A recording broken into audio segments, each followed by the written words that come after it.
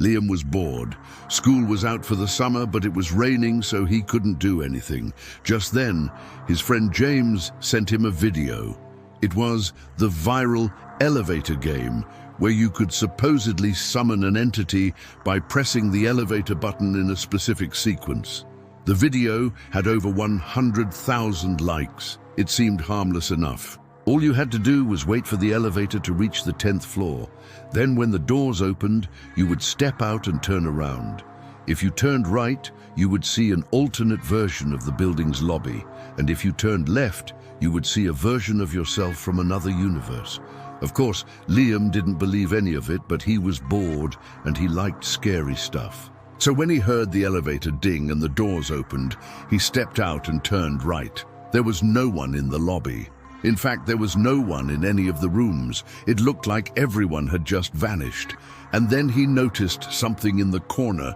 It looked like a person, but they were completely black. It didn't have any eyes, nose, or mouth. It was just smiling. He wanted to run, but his legs felt heavy. It was like the air itself was holding him down. Finally, he broke free and sprinted down the hall. He ran into the bathroom and locked himself in a stall. Catching his breath, he thought about what to do next. He knew if he stayed in there, it would find him eventually, so he had only one option.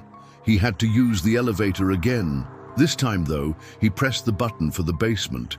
When the doors opened, he saw the same thing. The same dark figure stood there with no face and no eyes. It was beckoning with its finger. Liam knew if he went down there, it would take him somewhere even worse. But something was different this time. He could feel his whole body shaking uncontrollably.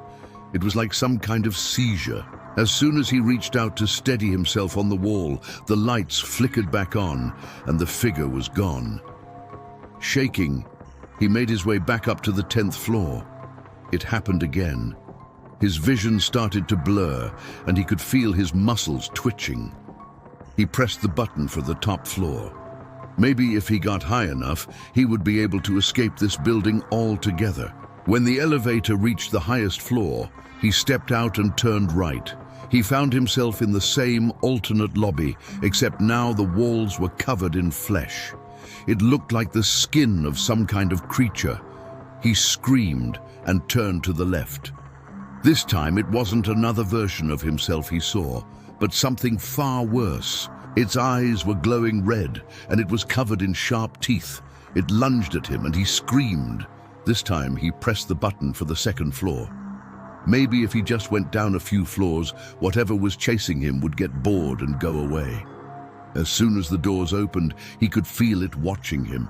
Its presence seemed to fill the entire shaft. As he stepped out, the doors slid shut and the lights flickered off.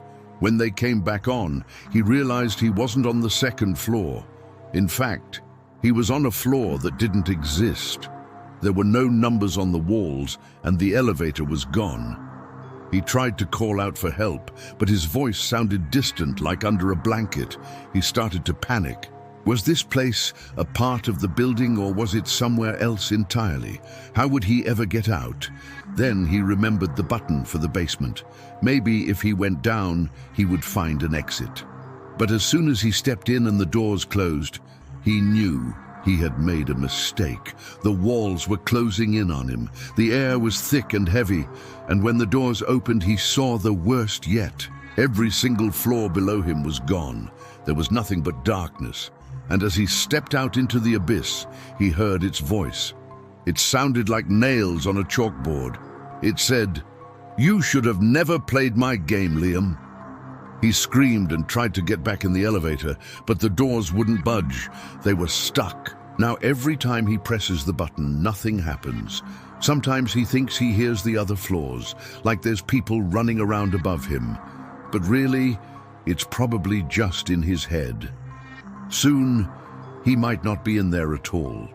Because every day, the walls seem to close in a little more, and soon there won't be any oxygen left. He won't be able to breathe. And if he does go quiet, no one will ever know what happened to him. No one will ever find out what's behind the closed doors of the 10th floor.